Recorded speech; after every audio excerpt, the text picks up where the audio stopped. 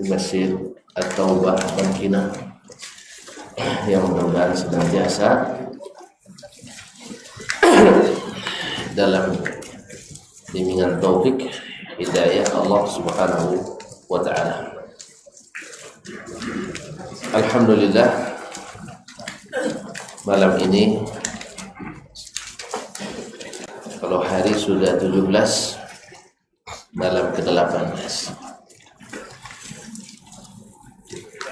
Ada dua hal besar yang sebenarnya yang ingin kita mengingat-ingatnya kembali, tetapi karena 2 atau 3 hari ke depan, 18, 19, 20, 21, berarti hari ke-4 dari sekarang atau ke-3 masuk malam Asyru al-Awakhir.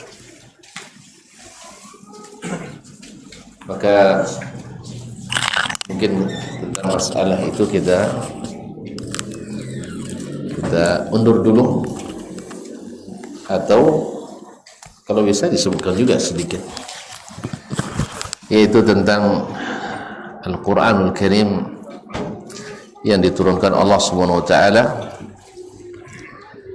Yaumul Furqan, Yaumal Taqal Jam'ah, hari Al-Furqan, ketika bertemunya dua pasukan pada tanggal 17 Ramadan. Allah Subhanahu wa ta'ala mengizinkan Nabi alaihi salatu wassalam untuk menghadang kafilah dagang Quraisy yang notabene telah berbuat zalim kepada kaum muslimin. Sebab gara-gara mereka, orang-orang Islam harus meninggalkan kampung halamannya. Ini kan kezaliman. Tidak ada alasannya kecuali mereka mengatakan la ilaha illallah. Mereka memaksa, tidak, harus ada aliha illallah, harus ada Tuhan-Tuhan yang harus juga diakui selain Allah. Dan mereka kalau mengakui itu termasuk orang gagal di dunia, dan di akhirat bakal diazab.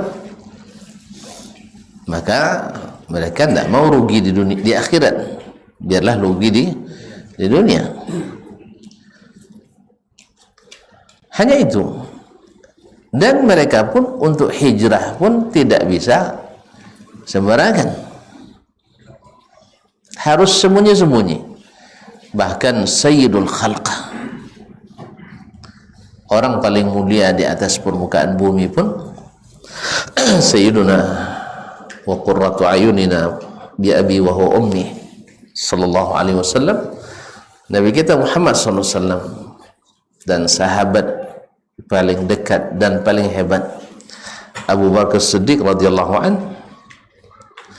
harus juga hijrah dengan sembunyi-sembunyi. Padahal kan apa salahnya pakai kendaraan terbang saja kan, dari Makkah ke Madinah, baca selawat sekian kali kan bisa terbang gitu. Nah, masa Nabi nak pandai selawat? Baca selawat terbang, bisa terbang. Nanti selawat menang, selawat menang. Selawat sehat, selawat kenyang, yang tidak ada ini. Ya baca selawat langsung kenyang memang tidak ada. Baca selawat habis itu makan bersama ada. Nah, tapi kalau kenyang langsung nggak ada kayaknya. Ma'asyal kiram, Nabi harus mengalami hal itu. Salawatu Rabbi wa salamu alaihi. Nah,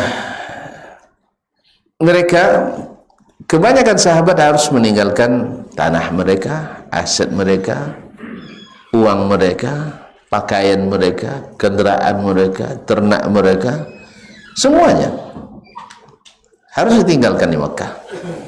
Bahkan keluarga harus ditinggal. Sampai kisah Ummu Salamah radhiyallahu taala anha ketika mau hijrah, ini sebelum menjadi istri Nabi alaihi salatu wassalam, sampai mereka menahan anaknya yang masih bayi diperebutkan oleh orang-orang Quraisy itu tidak beradabnya orang jahiliyah itu. Perempuan pun dihalanginya, perempuan, bahkan sampai patah tangan anak bayinya gara-gara diperebutkan oleh Quraisy. Subhanallah. Ma'asyiral kiram dirahmati Allah SWT. Akhirnya Nabi SAW mendengar ada kafilah dagang Quraisy yang yang menuju pulang ke Makkah dari Syam, dan pasti melewati Hijaz, pasti melewati Madinah dari arah laut di sekitar Badar. Maka Nabi SAW bukan untuk berperang. Ayat mencela wa tawadduna anna ghaira dzati syaukati takunu lakum. Kalian sebenarnya ingin menghadang yang tidak bawa senjata, bukan pasukan perang. Itu rombongan ekspedisi dagang. Tujuan Nabi SAW dan para sahabat mengambil harta mereka yang dirampas oleh orang-orang Quraisy. Dan memang yang dibawa mereka perdagangan itu dagangan orang-orang kaum muslimin mereka ambil. Ibaratnya setelah orang-orang hijrah dijarah mereka. Rumah-rumah orang Islam itu dijarah, diambil lalu dijadikan bahan barang perdagangan mereka. Jadi Nabi ingin mengambil itu. Tidak boleh harta kita diambil kembali? Boleh kan? Boleh. Baik. Jadi Nabi tidak menyiapkan pasukan untuk itu. Tetapi Allah SWT ingin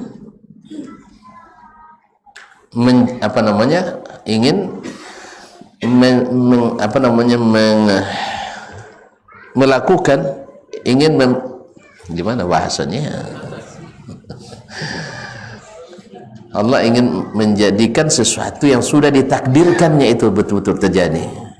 Ya, ketentuannya amrun kana maf'ula, sesuatu yang pasti terjadi. Akhirnya Abu Sufyan, dia tentu bagaimanapun orang zalim pasti banyak mata-matanya. Orang zalim pasti banyak tuh mata-mata spionnya, karena dia ketakutan, karena akan melewati kawasan Hijaz. Kalau antum tidak zalim, takut antum lewat? Hah? Antum di sini di Bangkinang ke Pekanbaru tidak pernah menzalimi orang Kampar misalnya, takut lewat Kampar? Coba puan nama lantiang orang Kampar lewat Bangkinang, tasabut nama awak, misalnya Syekh ada nombor asripul nombor uang tajung ya, kalau lalu di Bangkinang lantiang awak adanya pasti dia dah lewat Kampar ya tolak. Pasti begitulah mereka. Orang zalim itu semakin zalim pasti semakin ketakutan, pasti tidak aman. Makanya kalau tidak mau ketakutan, jangan zalim. Tidak mau ketakutan, jangan zalim. Dan tidak mau buruk sangka, jangan zalim. Orang yang paling buruk sangkanya orang yang zalim. Iza sa'a fi'lul mar'i sa'at zununuhu. Orang yang paling apabila buruk lakunya, buruk dugaannya, maka dia sebar, cari tahassus, wa tajassus, mencari-cari berita. Dia dengarnya Nabi dan para sahabat dari kalangan Muhajirin dan Ansar. Dari kalangan Muhajirin lebih kurang 81 orang, dari Aus lebih kurang 65 orang, dari Khazraj 171 orang lebih kurang. Sebanyak total 313 ya, atau 313 orang. Kemudian mendengar ada Nabi akan menghadang, Abu Sufyan mengirim utusan ke Makkah, dan utusan yang dikirim bukan orang Quraisy, dari Bani Ghifar, Damdam ibn Amr al-Ghifari. yang merupakan halib Quraisy, artinya sekutu Quraisy waktu itu. Jadi bahkan di masa perang berkecamuk, orang Bani Ghifar pun ngintip di atas gunung. Iya, melihat di atas gunung ada dua orang bersaudara. Di atas gunung dia memperhatikan jalannya peperangan dan bersiap untuk kalau seandainya diutus untuk menjadi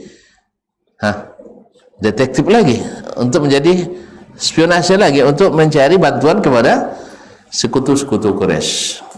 Mereka hanya menunggu di atas gunung. Nah, di saat mereka sedang menunggu itu, lewat lewat awan, dan dari balik awan terdengar olehnya suruhan jelas sekali, aqdim ya Haizum, aqdim ya Haizum, maju ya Haizum. Siapa kira-kira itu? Malaikat. Berarti ada nama malaikat Haizum. Tidak pernah dengar orang? Tidak masuk dalam rukun iman. Jadi malaikat itu ada namanya macam-macam. Aqdim ya Haizum, maju ya Haizum. Utus Allah SWT seperti janji Allah SWT, bala in tasbiru wa tattaqu wa ya'tukum min fawrihim hadha yumdidukum rabbukum bi 5,000 minal malaikati musawwimin. Benar, kalau seandainya kalian sabar dan bertakwa, Allah akan menurunkan bantuan kepada kalian 5.000 malaikat. Subhanallah. Kaum muslimin dan muslimat dirahmati Allah. Nah, terjadinya peperangan ini, dan Nabi SAW juga tidak memperkirakan akan terjadi perang. Coba lihat persiapan yang tidak, bukan untuk berperang, tapi hanya untuk menghadang. Ma'asyarul kiram dirahmati Allah, akhirnya dikirim oleh Quraisy, ada Abu Sufyan, Damdam ibn Amr al-Ghifari, untuk meminta bantuan ke orang Quraisy.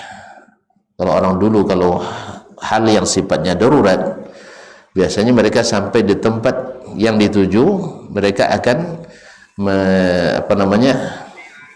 memotong hidung hewannya, kemudian membalikkan tempat duduk di atas ontanya, dan kemudian merobek-robek bajunya sambil mengucapkan al-latimah, al-latimah.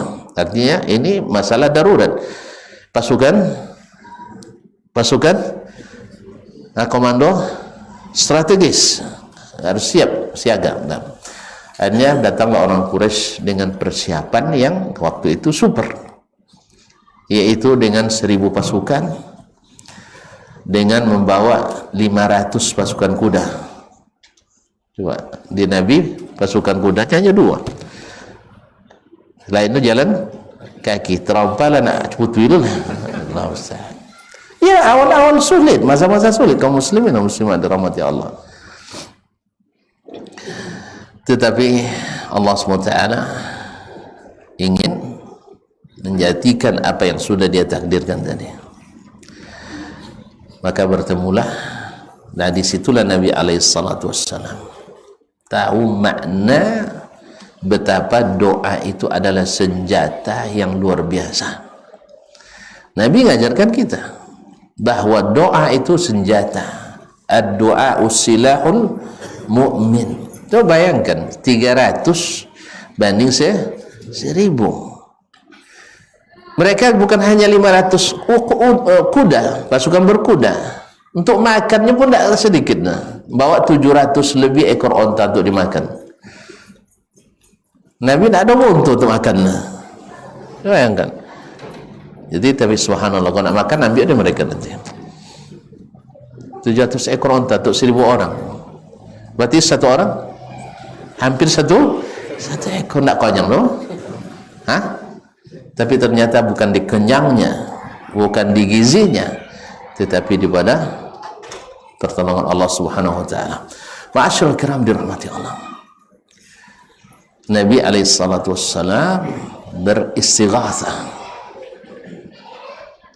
berdoa kepada Allah SWT. Para ulama menyebutkan istighatsah itu yaitu mengangkat setinggi-tingginya sampai punggung telapak tangan ini mengarah ke langit dan telapak tangan bagian mengarah ke bawah setinggi-tingginya. Istisqa tetap tinggi tetapi tidak seperti istighatsah. Kemudian doa biasa tidak terlalu tinggi. Jadi kalau istisqa terlihat juga ketiak Nabi SAW tapi tidak terlalu tinggi. Kalau istighatsah sampai ini, sampai jatuh ridha Nabi SAW. Sampai Abu Bakar kasihan melihatnya. Hasbuka munajat rabbika ya Rasulullah. Innallaha munjizun ma wa'adaka. Allah pasti akan memberi apa yang dijanjikan kepadamu. Tetapi Nabi yakin, karena yakinnya maka diminta. Karena yakinnya dia minta. Allahumma inna hadhihi Quraisy atat bi khailatiha. Ini Quraisy datang dengan pasukan-pasukan berkudanya. Nah, Allahumma anjiz ma wa'adtani. Ya Allah, laksanakan apa yang Engkau janjikan kepadaku. Apa janji Allah? Wa kana haqqan alaina nasrul mu'minin. Allah pasti membantu orang-orang beriman. Ma'asyarul kiram dirahmati Allah. Lalu Nabi SAW mengatakan lagi, intahlik hadhil isabah, atau intuhlik hadhil isabah, andainya binasa kelompok yang berjihad hari ini yang tanpa senjata kecuali apa adanya, falan tu'bada fil ardi abada, engkau tidak akan disembah lagi setelah ini. Karena inilah orang-orang pilihan yang akan menyambung dakwah ini, yang akan menyambung ibadah kepada Allah semata itu. Yang lain beribadah juga pada Allah, cuman ada syiriknya. Semua orang Quraisy pada umumnya beribadah pada Allah, berdoa pada Allah, cuman ada syiriknya. Ada orang wali-wali, kalau bahasa sekarang wali yang disembah. Makanya kalau ada yang sampai minta ke wali, minta langsung ke wali berdoanya, itu sama dengan orang jahiliyah dulu, syirik. Tapi kalau dia merasa bahwasanya berdoa di kuburan wali terasa mustajab, ini namanya non sunnah. Ya, tentu kan tidak boleh bilang bid'ah, makanya saya bilang non sunnah. Sama kafir tidak boleh, non muslim tidak ada masalah. Dia bilang non muslim tidak ada masalah. Non sunnah. Kalau non sunnah artinya ya sama saja. Antum memang orang Indonesia ini orang halus bahasanya. Ya, bahasanya halus tapi hatinya luar biasa. Dendamnya, ya. Orang kita, nah, itulah hebatnya orang kita. Bukan hebat ya. Melobio di situ. Jadi kalau bahasanya halus, lemah lembut tutur katanya, tapi hatinya, itulah dendam. Sampai mati tidak akan mau buang baginya. Subhanallah. Sampai mati. Padahal apa waduh salahnya kan? Iya kan? Kak tatabang kami sebatang kayaknya tidak maaf sampai mati. Tatara pematang ini nyata aja pematang ini orang tidak boleh tidak maaf sampai mati. Allah Ustaz jelas ya? Galak-galaknya Ustaz, cuma nanti babulu juga tahu babulunya kosek-kosek daun impian itu masih ada, galak-galaknya. Nah, cuman itu masalahnya. Dendam itu tidak bisa hilang. Tidak bisa, tidak ada maaf bagimu. Berarti apa? Lekas soleh. Kalau lekas soleh, tidak. Halus, lemah lembut, tapi bersih hati. Tidak ada dendam. Apa bukti tidak ada dendam itu? Di saat kesempatan berbalas tersedia, kita tidak lakukan. Tidaklah lakukan. Ada orang misalnya menghalangi kita mendapatkan sesuatu. Pas gilirannya dia ingin dapat, kita sebenarnya bisa menghalang. Lalu antum tidak halangi, berarti antum pendendam. Enggak kan? Alhamdulillah. Itu tandanya antum tidak berdendam. Kalau sempat berdendam, iya, tidak bisa pun menghalang, akan diusahakan menghalanginya. Berarti hati tidak bersih. Masyaallah kiram dirahmati. Kok sampai ke situ pula, Ustaz? Nabi alaihi salatu wassalam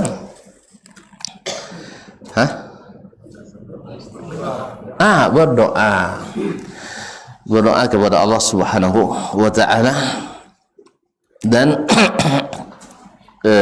dia berkatakan andainya kelompok yang sedikit ini dihabisi hari ini atau celaka hari ini, maka tidak akan ada lagi yang menyembahmu semata. Karena menyembah Allah dengan bersama selain Allah sama dengan tidak menyembah Allah. Man amila amalan asyraka fihi ma'iya ghairi taraktuhu wa syirkah. Siapa yang beramal saleh menurut dia tapi dia sekutukan bersamanya orang lain selainku, maka aku tinggalkan dia dan sekutunya tadi. Kaum muslimin dan muslimat dirahmati Allah. Akhirnya singkat cerita, pertemuan itu terjadi. Dimulai dengan perang tanding. Ini perang tanding ini para pemberani. Kalau mengacu tidak tahu loh saya. Aculah dulunya, aculah lucu bulunya kan, dan tengok dulunya. Tidak, mereka berebut. Ketika maju Utbah bin Rabi'ah, kemudian Syaibah bin Rabi'ah, kemudian anaknya Al-Walid bin Utbah bin Rabi'ah, semuanya dari Quraisy, maju perang tanding. Awalnya maju orang Ansar maju, kata mereka, enggak, nuridu bani a'mamina, kami ingin yang sedarah dengan kami sebagai lawan. Jadi inyo minta lawan saya, nak dilawan dia, itu masalah. Ini kalau dakwah tu memang begitu. Nak duli dun sana dah, nak duli dun sana sedarah. Kan Nabi kan pergi ke Taif, kemarin dihalangi, di Makkah dihalangi, siapa menghalangi? Kau nak mamak apa? Iya kan? Kau nak datuk ini dia. Tak semua dah bayar. Itu biasa dia dulu dakwah tu memang seperti itu. Kaum muslimin dan muslimat dirahmati Allah. Bahkan bini sebagian Nabi menghalangi dakwah suaminya. Subhanallah, kaum muslimin dan muslimat dirahmati Allah. Kami minta anak-anak yang atau orang-orang yang sedara dengan kami dari Quraisy. Kami tidak orang Ansar, tidak mau orang Ansar. Kami masalah kami dengan orang Quraisy sama Quraisy dianggapnya ini masalah nasional. Bukan masalah dunia akhirat, dikiranya masalah asabiyah, masalah nasionalisme. Ma'asyiral kiram dirahmati Allah SWT. Jadi kiranya membela Islam itu membela golongan, bukan. Ini membela agama Allah, litakuna kalimatullah yang ulia, bukan nama kabilah, bukan nama ormas, bukan nama negara, tidak. Di atas segalanya itu. Kaum muslimin dan muslimat dirahmati Allah. La ilaha illallah. Akhirnya keluarlah. Siapa kira-kira keluar? Ali bin Abi Thalib. Subhanallah. Masih kena iman? Bila kau nak waktu tua. Ya, masuk Islamnya memang waktu kecil. Yang berani buat keputusan penting dalam kehidupannya. Siapa lagi? Hamzah bin Abdul Muttalib. Siapa lagi? Ubaidah bin Al-Harith bin Abdul Muttalib. Jadi ada satu paman, dua keponakan. Masya Allah, dua anak. Yang sana dua bersaudara, satu anak atau anaknya dan keponakan bagi yang lain. Anak Utbah bin Rabi'ah, satunya adalah saudara Utbah yaitu Syaibah bin Utbah. Ma'asyarul kiram dirahmati Allah SWT. Maju, maka Ali bin Abi Thalib berhasil membunuh Syaibah. Kemudian Ali bin Abi Thalib berhasil membunuh Al-Walid, dan Ubaidah bersama Utbah bin Rabi'ah masing-masing saling melukai. Akhirnya maju Hamzah dan Ali, lalu keduanya berhasil menyelesaikan Utbah bin Rabi'ah. Inilah yang nanti akan membuat Hindun binti Utbah akan minta balas dendam pada perang Uhud. Intinya kaum muslimin, perang ini disebut dengan Yaumul Furqan sesuai dengan nama Al-Quran, hudal linnasi wa bayyinatin minal huda wal furqan. Memang kaum muslimin Al-Furqan, Al-Quran, mengikutinya adalah jihad fisabilillah. Mengikuti Al-Quran itu adalah jihad fisabilillah. Perlu kekuatan, karena memang ajaran itu tidak bisa dipegang asal-asalan. Memang ya Yahya khuzul kitabah biquwwah. Masih ingat kemarin bahwa ketika akan memasuki Ramadan ini kita perlu kekuatan fisik dan kekuatan psikis. Kekuatan fisik dan kekuatan psikis. Orang yang loyo-loyo puasa payah, orang sakit-sakit payah puasa. Orang yang hatinya lemah puasa juga susah baginya. Maka perlu dua kekuatan ini. Dan Al-Quranul Karim sebagaimana dia bisa memegangnya perlu kekuatan, khususnya kekuatan psikis. Karena kalau memperingati turunnya Al-Quran semua bisa. Kan bisa sodonya? Awak tidak bisa contoh tak? Nah, tapi mengimani bahwa Al-Quran itu turun dari Allah yang di atas susah. Kebayang? Kan panjang perdebatannya. Al-Quran turun, nuzul artinya apa? Turun dari mana? Dari atas. Yang turunkan siapa? Allah. Lalu Allah di mana? Jangan ditanya, akhi. Susah, luar biasa kaum muslimin. Baru mengimani yang jelas-jelas seperti itu udah payah. Apalagi kalau suruh berjihad fisabilillah. Makanya untuk menghadapi musuh luar, kalau belum bisa menundukkan musuh dalam diri sendiri, hawa dan pikiran, jangan harap kita akan bisa menghadapi musuh luar. Makanya kalau ada yang teriakkan jihad hari ini, itu sangat prematur kita. Sangat prematur. Untuk selanjutnya dengarkan podcast kita di jihad prematur.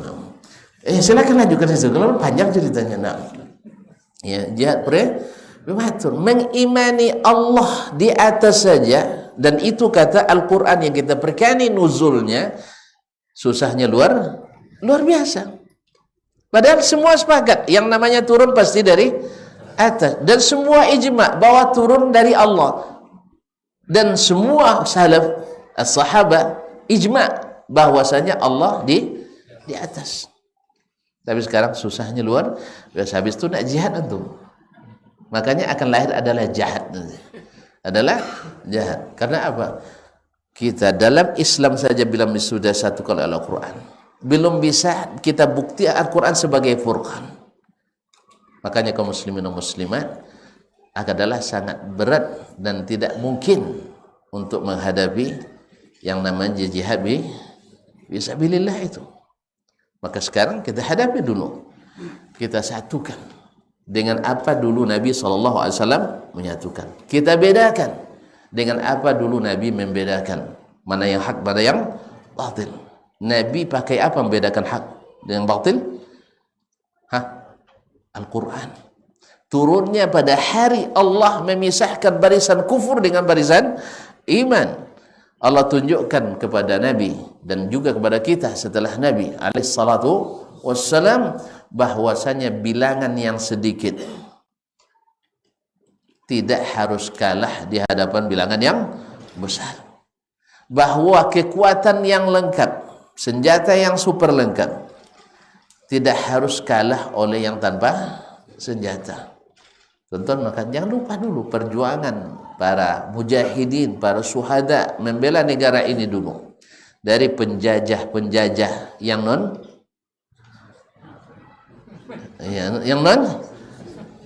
penjajah Indonesia non muslim, jangan dibalik. Ini sekarang orang nak membalikannya, dibilang kadrun yang jajah Indonesia.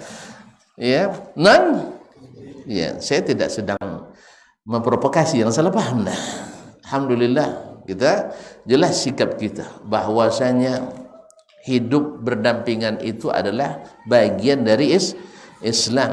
Hidup saling memberikan hak itu, tidak boleh zalim, itu landasan utama Islam. Adil itu bukan hanya untuk Islam, seluruh umat manusia, umat Islam harus menjadi rahmat baginya. Tapi kita sedang bicara tentang kenyataan bahwa bahasanya kemerdekaan itu diraih dengan teriakan Allahu Akbar. Makanya dituliskan dalam pembukaan Undang-Undang Dasar Negara Republik Indonesia tahun 1945. Apa bunyinya? Berkat rahmat Allah, tidak ada Tuhan lagi, Allah di situ. Lupa nak mampu dia. Lupa tak mampunya. Ya subhanallah. Yang 7 kata dihilangkan, tidak bisa dihapuskan. Itu hikmah dari Allah SWT. Berkat rahmat Allah yang maha kuasa. Teruskan. Hafal ya? La haula wala quwwata illa billah. Itu cerdas cermat hafalnya kan?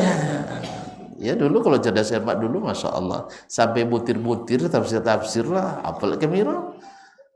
Tapi nak coba gini lah. Assalamualaikum hadiah sampai. Nah, kemudian. Dulu hadiah kenek je be. Nah, Allah musta'an. Orang waktu itu utusan dari daerah lain dapat wang saku 350.000. Awak alhamdulillah di kantor waktu dapat 35.000. Buat cik saya. Sudah itu dapat juara 1 3 kali betul duit dekat provinsi. Awak bertiga piala cik beri nak macam. Dapat alasan dia Pak Bupati mau ambil. Kalau bertiga je piala sah. Cik di kau dah ajak dah, tinggal sikut. Ini tak ada piala domba dah Ustaz. Awak kecil kali diganti dona. Makanya Bupati nang tu. Ya kalau ada orang juara ngaji, ambillah contoh nak juara nan balak olahraga. Kalau olahraga dapat familiar? Hah? 5M? Nang ngaji petang dapat? 2 miliar bang. Ibu tidak nak. Mana ada bang? Tidak ada. Allah musta'an. Jadi tolonglah agak adil sikit nak leh. Jenis wajah berjalan kaum muslimin. Jadi kalau ngaji nak ancak, tapi kalau olahraga ancak. Tu tiap mau jawab olahraga apa doh ngaji. Ni mau olahraga lah. Dulu asal pandai poli masuk PNS tanpa tes. Kalau pandai ngaji, lapor dia tes harusnya botas. Dulu kini jawab dia tuan-tuan dah jawab dah. Ini masih ada je boleh nak. Ada ya lah? Tak, alhamdulillah. Kini alhamdulillah sudah banyak yang membuka dan mengapresiasi para hafiz Quran. Misalnya masuk tentara, kalau hafiz kan diterima kan? Iya. Cuma masalahnya ada lain lah. Non tak boleh nak lah. Lah boleh lah kini, Allah musta'an. Apa emangnya? Lain alhamdulillah. Gawat jusan. Nah, masuk polisi bisa kalau hafiz diutamakan. Bahkan banyak jurusan di universitas kalau hafiz Quran diluluskan tanpa tes dan sebagian pakai beasiswa. Ya. Nah, tapi kalau di Madinah sodob ya beasiswa. Tidak hafiz pun beasiswa, apalagi hafiz. Dulu kalau di Madinah itu hafiz Quran ya. Kalau yang fakultas Quran dapat beasiswa 850 sebulan. Yang fakultas lainnya 550. Makanya kayu-kayu nak lalu di Quran. Nah, ini tentu dia nak nilai Al-Quran. Kalau kini ini nilainya lah sama, alhamdulillah. Baiklah kaum muslimin dan muslimat. Ini baru bagian pertama bahwa Al-Furqan diturunkan pada Yaumul Furqan. Di situ terlihat benar bahwasanya kalau bersama Allah tidak ada yang perlu dikhawatirkan. Cuman perjuangan itu berat, kawan. Perjuangan itu berat. Makanya bala in tasbiru. Ingat, kalau kalian sabar, wa tattaqu, kuda bertakwa. Apa makna takwa? Tidak keluar dari perintah dan larangan Allah SWT. Terus wa ya'tukum min fawrihim hadza yumdidkum rabbukum bi 5,000 minal malaikati musawwimin. Allah yang akan menurunkan itu. Tetapi sebab-sebabnya harus kita jalani. Perjuangan itu harus kita tempuh. Dan tentu saja secara secara benar yang telah digariskan oleh baginda Rasulullah sallallahu alaihi wasallam. Kalau dan tengok contoh laloyo. Jadi cukup ini aja dulu. Ya, untuk masalah Asyur Awakhir insyaallah minta Ustaz malam besok. Atau kalau mau nanti dengarkan podcast kita besok pagi jam 8 di Big Sing di Robbani 91,1 FM, merajut ilmu dan peradaban. Selalu bersama Robbani. Dan Hak TV ada? Hak TV. Lupa namanya. Subhanallah. Awak ada promosinya lupa nama. Nah, muslimin dan muslimat. Atau di Saudi TV, insyaallah besok jam 8.30 atau jam 8 atau jam 8.30, saya belum pastikan. Insyaallah ta'ala tentang The Big Sing, sesuatu yang besar. Insyaallah tentang Al-Asyru Al-Awakhir. Karena kalau sambung sekarang tidak jadi nak masuk akhir. Lalu ayo kan, seagi lalu pagi lah ambil sudah tarawih katanya. Gara-gara dua pembahasan. Cukuplah satu dulu. Jadi yang penting Al-Quran itu untuk membedakan yang hak dengan yang batil. Bukan hanya sekedar untuk dinyanyikan, diperingati dan sebagainya. Tapi adalah untuk diamalkan sehingga jelas mana yang hak, mana yang batil dengan mengikuti hidayahnya. Wallahu ta'ala alam wa sallallahu ala nabiyyina Muhammad wa sallam wa subhanakallah bihamdik asyhadu an la ilaha illa anta astaghfiruka wa atubu ilaik. Wassalamu alaikum warahmatullahi wabarakatuh.